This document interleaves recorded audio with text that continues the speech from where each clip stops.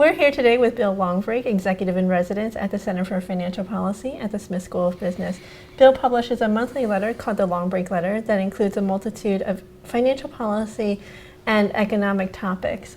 Today he will talk to us about some of the issues that he brings up in his June letter. Bill, thanks for joining me here today. Well, it's great to be here, Michelle.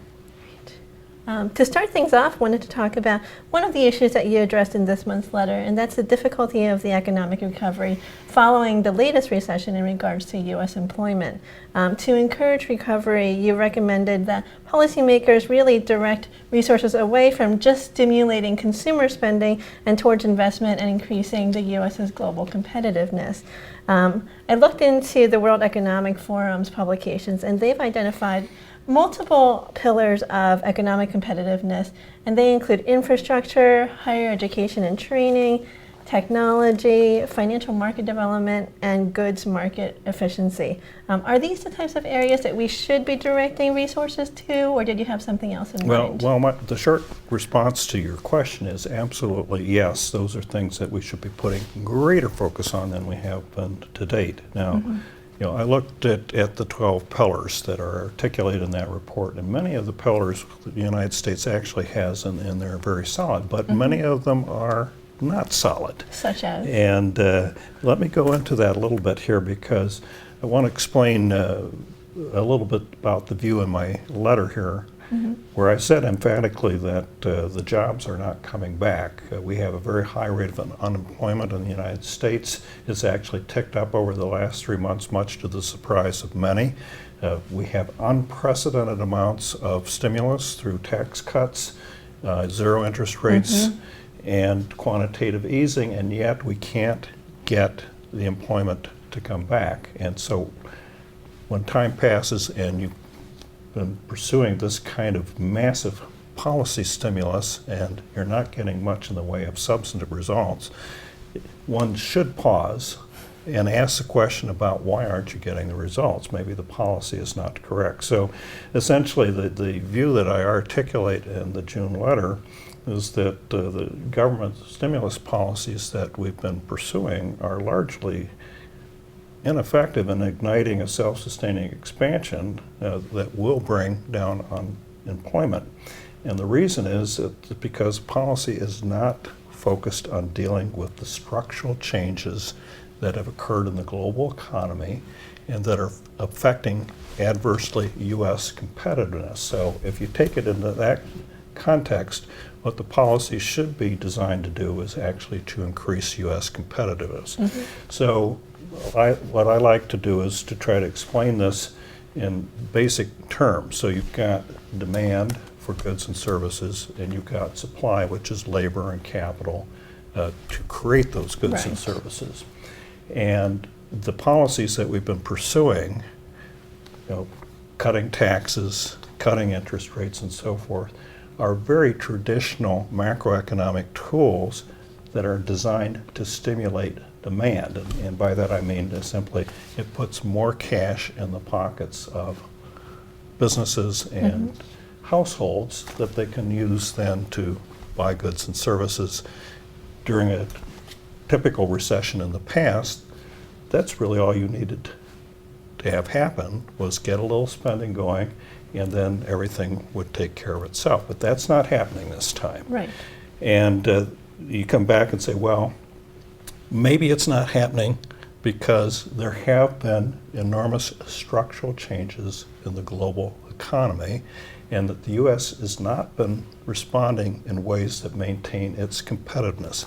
That's actually a supply side type of argument, that what we're doing with our employee base and with our capital base and so forth are not addressing efficiently anymore what it is that the world is demanding. All right, so if you take that point of view, then you would come to the conclusion that government policy really needs to focus on things that are focused on investment that create, and that's the 12 pillars part, that create the competitiveness, and it ultimately will lead to creation of jobs, rather than putting all the government stimulus into trying to boost spending within the context of an assumption that the world hasn't changed. Yep. All right. So if you could pursue that, then let me give you a couple of historical examples in the United States that everybody knows about, that were actually where government policy was aimed intentionally at investment, and they're big deal things.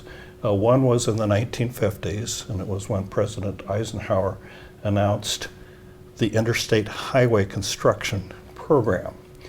And that took billions and billions of dollars. It was financed through gasoline tax at that time, but it transformed enormously the U.S.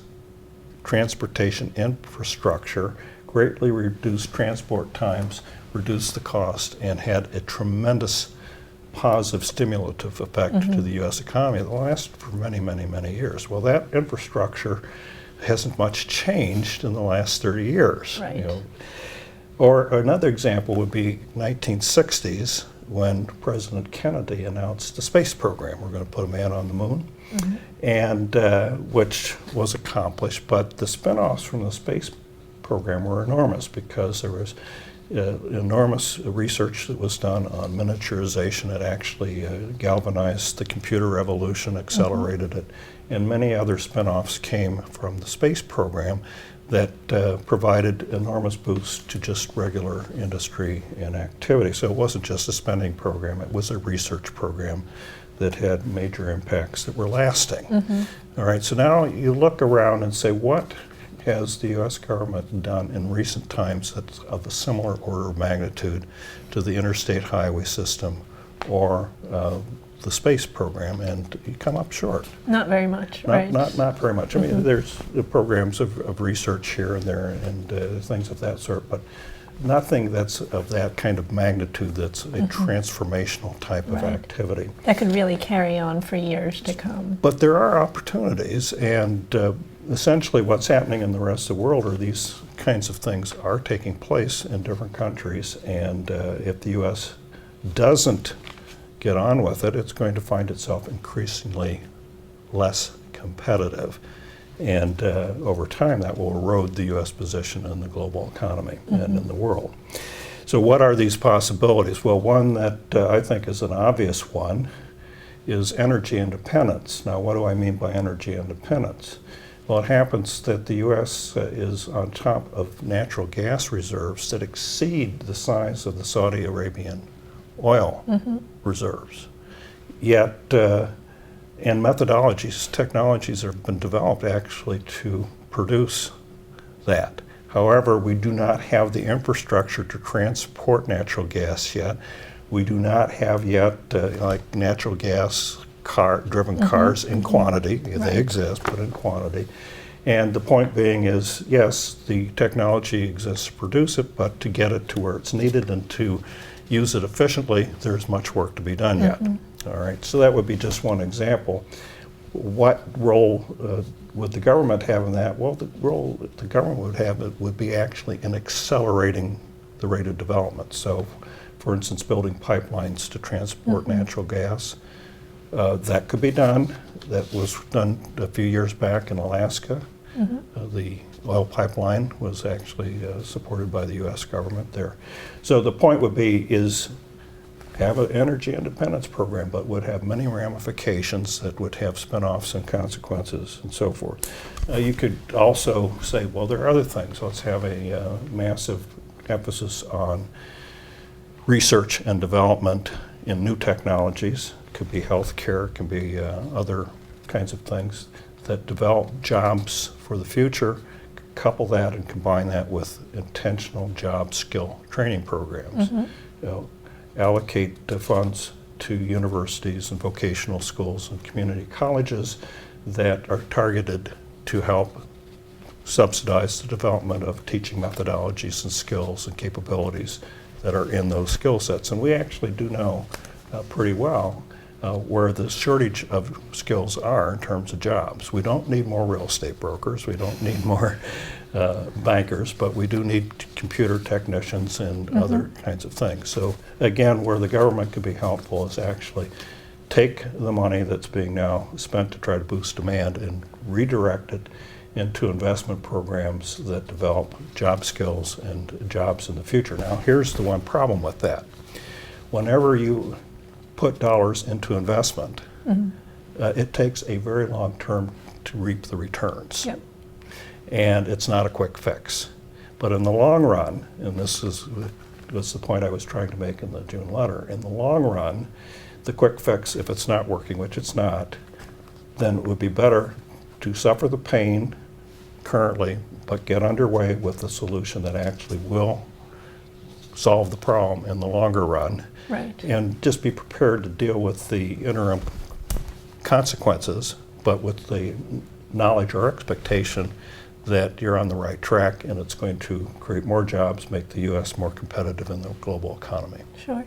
And as part of the initiatives that you brought forth, energy independence and focus on research and training, are there some initiatives that you think we should begin with or that are higher priority, perhaps easier to implement? Well, see, here's part of the problem. Right now, we are consumed, and we're going to talk about this later, with the size of the federal debt and the deficit. And so it's very difficult to make bold proposals to spend money at this particular juncture. So your question really gets to priorities. And in my opinion, an easy priority, which could be galvanizing, and it's sort of obvious given the recent escalation of oil prices, is just to announce an energy independence program. But it's something that would need to be a big deal. I don't see that in the works. I don't see any discussion about that. There was some discussion about that back at the beginning of President Obama's term, but I'm not really very hopeful right now. The whole political focus seems to be on deficit reduction and other matters. Right.